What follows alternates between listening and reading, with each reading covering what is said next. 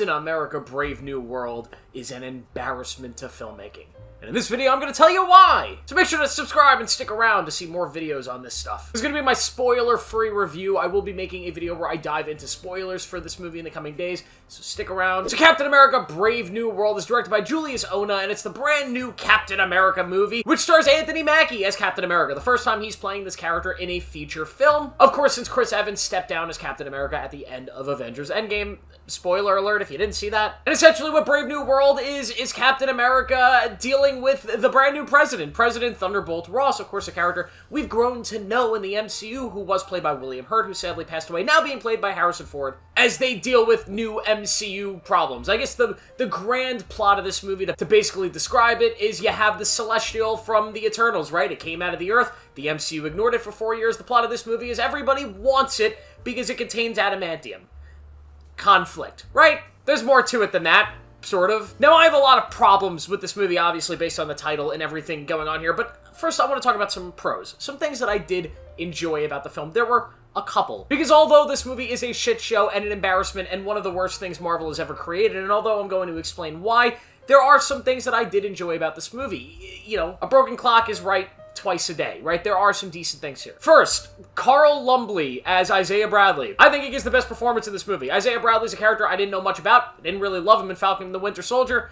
He's really good here. He made me emotional at different points. I like his character, I like his performance. Also, Giancarlo Esposito. Now, I have some problems with Giancarlo Esposito in this movie. First of all, he's shoehorned in here. It's very clear by the structure of this movie that Giancarlo Esposito was added in the reshoots that we will talk about, because every scene with him, it's literally just Anthony Mackie and Giancarlo Esposito. There's even a scene where Anthony Mackie, with his face not in the screen, because it was probably an 80-yard line, says, "Hey, I'm gonna go into this room and talk to Giancarlo Esposito. Don't follow me. Just let me go by myself." And everybody's like, all right, dope, cool. And then he goes, and it's just him and Giancarlo Esposito in their own room. Why is it like that? Well, because he was added in reshoots. But Giancarlo Esposito playing a villain that's not Doctor Doom, not Norman Osborn, not Magneto, not Professor X. Yeah, it's a little disappointing, but he's playing this dude who's kind of a badass, and one of the best scenes in the entire movie was this reshot action scene between him and Anthony Mackie. That was probably the best sequence of the entire film. I loved it. More Giancarlo Esposito, please. And last but not least, the last pro that I kind of enjoyed about this movie, I thought the Red Hulk fight worked well enough. The CGI is not great, but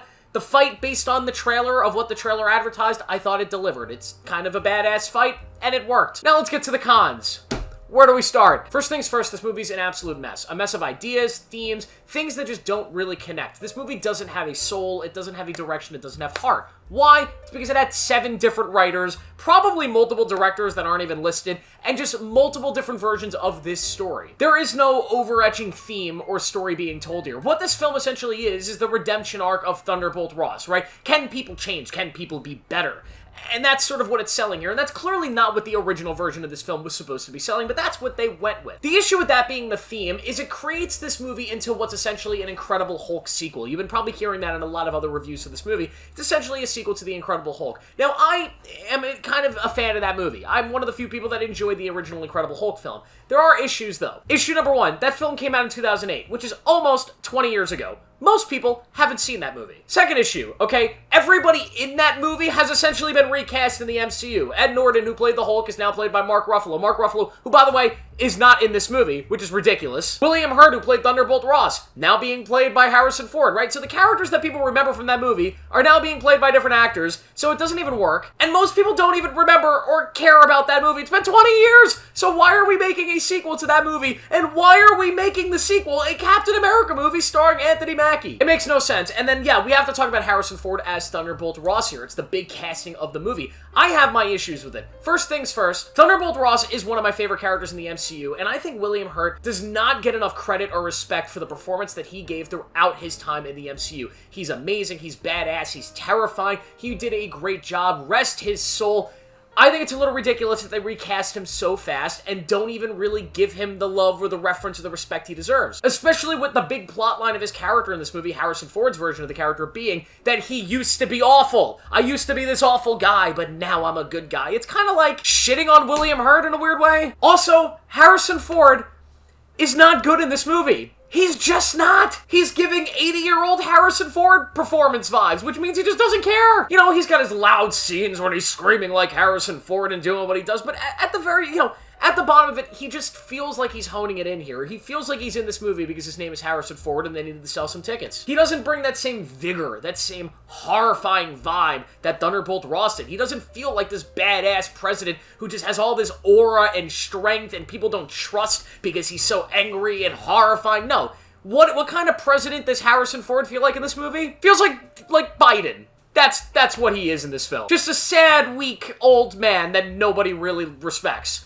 And it doesn't work, because that's clearly not what this character is or has been. Another issue in this film, Anthony Mackie. I also don't think does a great job here. And I'm not going to be one of these people that's like, Anthony Mackie's not a leading man. He can't be a leading man. Listen, he was the lead in this great TV show that nobody watched called Twisted Metal. I love that show. I love his performance in that show. He can be a lead. It's just he's not given a lot to work with here, and he doesn't elevate the poop that he is given to work with. He's just kind of boring, generic Marvel character number 5 in this movie. And granted, yeah, he's not given an arc. There is, like, although this is a Captain America movie, there is no Captain America arc here. Sam has no story in this film. This is not his film. This is Thunderbolt Ross and an Incredible Hulk film where Captain America just happens to be the guy that's punching the bad dudes. That's it. That is Captain America's role in this movie. If you were to say that Captain America has an arc in this film, it's essentially the same regurgitated arc from Falcon and the Winter Soldier, where Sam's like, why did Cap choose me? Why did Chris Evans, why did Steve choose me to be Captain America? I don't deserve the shield. I'm not this, I'm not that, blah, blah, blah, blah, blah, blah, blah. We went through this already. We had 6 episodes of TV to go through this. There is an interesting story arc that's sort of pitched earlier in this movie where it's like, Sam, we want you to bring together the Avengers. We want you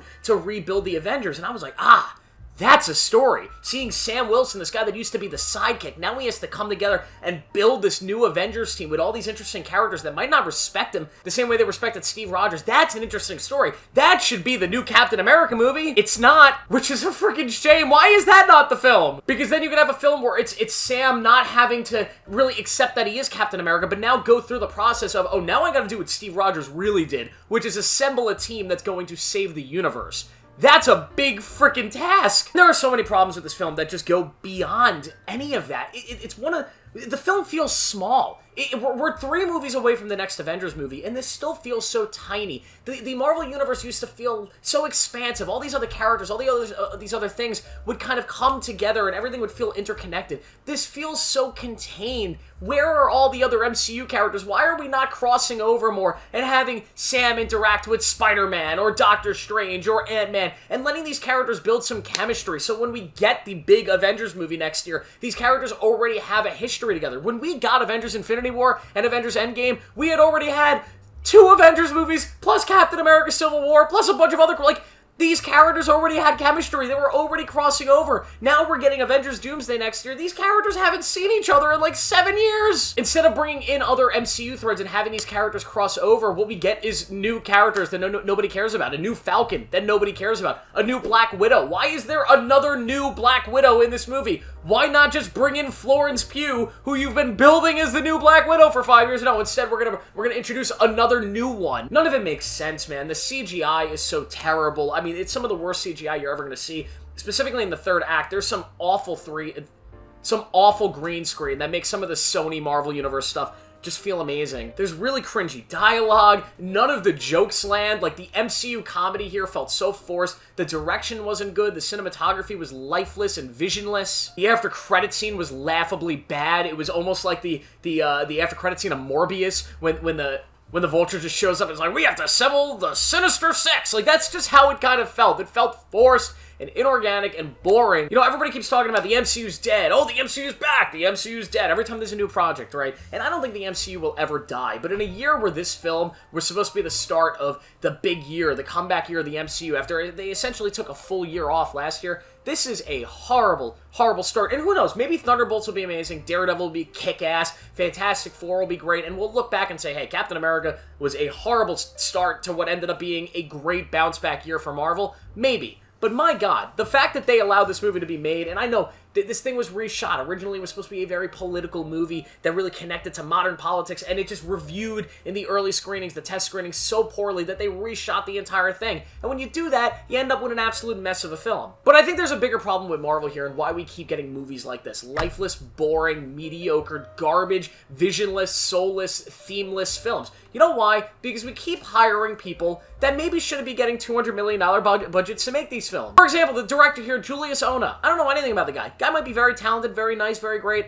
The only film this guy is known for directing is The Cloverfield Paradox, which is known as being one of the worst movies ever made. Now, I'm not saying this guy shouldn't get opportunities to direct in Hollywood, but what I am saying is maybe he should not be the first choice to get a $200 million budget from the biggest movie studio in Hollywood to make a Captain America movie. Maybe we should prioritize getting the best proven filmmakers, the best proven writers to come make great movies. You are the #1 movie studio in the world. Why are you taking shots on unproven filmmakers? It's crazy to me, and this is why you keep getting crap. The one common thread with a lot of these movies is you look at the people who made them, and a lot of them are just inexperienced. Not saying these people couldn't be great filmmakers, but you put these inexperienced people that you know are just going to be happy for the opportunity to make a movie like this. They give no pushback to the studio when the studio comes in and says, we have to do this, that, and that. They go, yes, sir, yes, sir. And then you get just steaming piles of shit like this. It's such a shame because everybody in this film deserved better. Seth Rollins deserved better. How dare you cut my boy from this movie? It's just so disappointing. And like, I don't get angry a lot of the time watching movies. I got angry about this film because I felt embarrassed as a filmgoer, as somebody who's been watching the MCU since 2008, when the first Iron Man movie came out. I've seen every one of these movies in theaters. I watched every show,